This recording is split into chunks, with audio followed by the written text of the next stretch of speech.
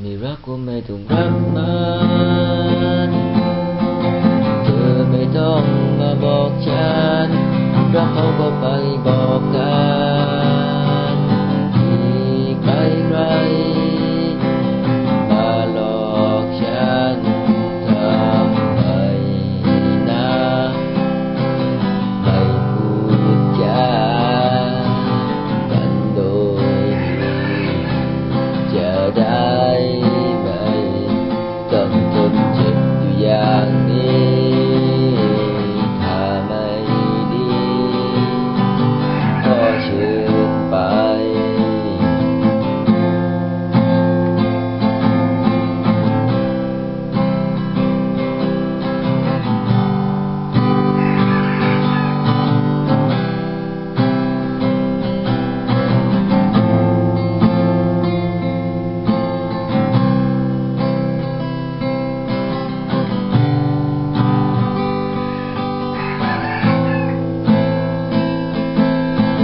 ฉันไม่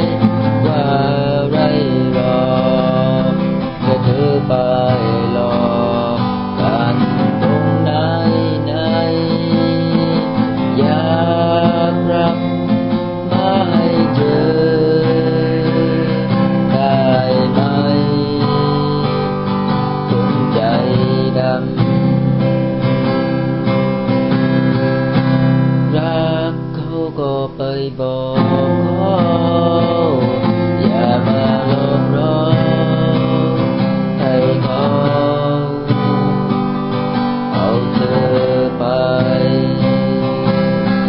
เธอจะเคยรู้บ้างไหมว่าผู้ชายก็เจ็บเป็น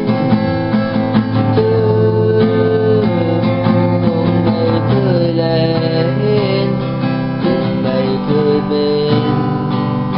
แบบนี้ก็เพราะฉันรักเธอทุกวินาทีเลยต้องเจ็บ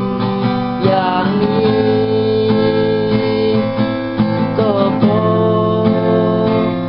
คิดถึงเธอทุกวินาทีเลยต้องเจ็บอยู่คนเดียว